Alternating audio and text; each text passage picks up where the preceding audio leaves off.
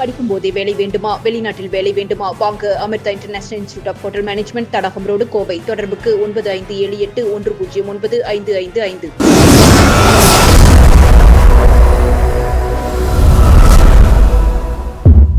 வணக்கம். கோவை பெரியநாயக்கன்பாளையம் அருகே உள்ள குப்பிச்சிபாளையம் ஹவுசிங் போர்டு பகுதியில் சுமார் 1800 குடும்பங்கள் வசித்து வருகின்றனர். அங்கு ஹவுசிங் போர்டு தொடங்கிய காலத்திலிருந்து முறையாக பேருந்து வசதி இல்லாமல் பள்ளி மாணவர்கள், கல்லூரி மாணவர்கள், பெண்கள், முதியோர், தொழிலாளர்கள் உள்ளிட்ட ஆயிரக்கணக்கான பொதுமக்கள் கடும் அவதிக்குள்ளாகி வந்தனர். அதனையடுத்து கடந்த வாரம் அந்த பகுதி மக்கள் மற்றும் தமிழ்நாடு வணிகர் சங்கங்களின் பேரவை வடக்கு மாவட்ட தலைவர் கோவை எஸ். மகேந்திரன், மாநில துணைத் தலைவர் பிரின்ஸ் சுந்தர் அண்ணாச்சி, மாவட்ட செயலாளர் கொங்கு பழனிசாமி, மாவட்ட பொருளாளர் ஐ.டி. சரவணன், மாவட்ட ஒருங்கிணைப்பாளர் கே.ஜி. மணிகண்டன், கொங்கு தமிழச்சி பேரவை மாவட்ட அமைப்பாளர் தெய்வநாயகி, குப்பிச்சிபாளையம் கிளை சங்க தலைவர் தீபா உள்ளிட்டவர்கள் சார்பில் மாவட்ட ஆட்சியரிடம் கோரிக்கை மனு அளிக்கப்பட்டிருந்தது. நாங்கள் தமிழ்நாடு வணிகர் சங்கங்களின் பேரவை கோவை வடக்கு மாவட்டம் வெள்ளையன் அவர்களால் துவங்கப்பட்ட அமைப்பு.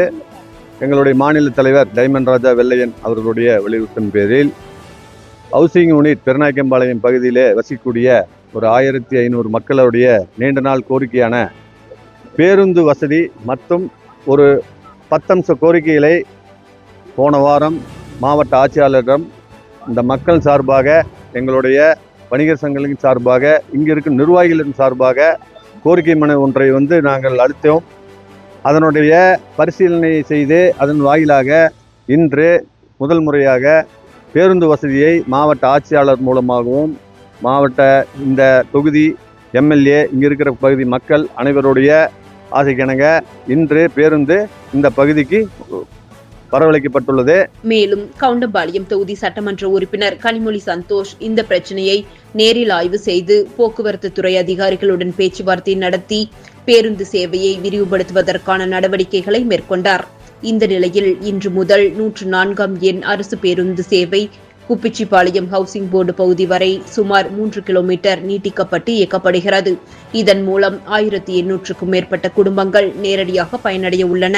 இதனையடுத்து குப்பிச்சிபாளையம் ஹவுசிங் போர்டு பகுதியிலிருந்து 104 அரசு பேருந்தின் முதல் பயணத்தை பச்சை கொடி அசைத்து கனிமொழி எம்எல்ஏ தொடங்கி வைத்து அந்த பேருந்தில் பயணம் மேற்கொண்டார். தொடர்ந்து பொதுமக்களுக்கு இனிப்புகள் வழங்கப்பட்டன.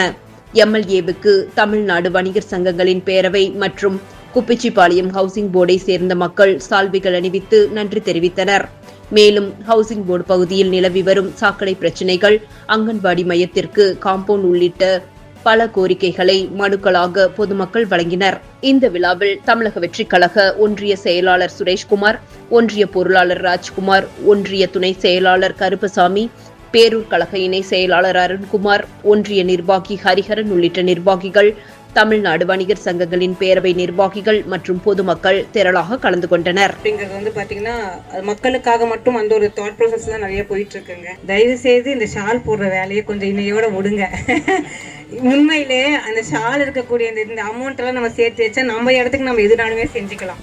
என்ன கஷ்ட சூழ்நிலைகளா இருக்கிறீங்க அப்படிங்கிறது எனக்கு தெரியும். அதனால எனக்கு எந்த வகையான இன்வெஸ்ட்மெண்ட்ஸ் எதுவுமே வேண்டாம். உங்களோட கோஆபரேஷன், உங்களோட சப்போர்ட் எனக்கு இருந்து, உங்க லவ் இருந்தா எனக்கு அது மட்டும் போதும். நன்றி.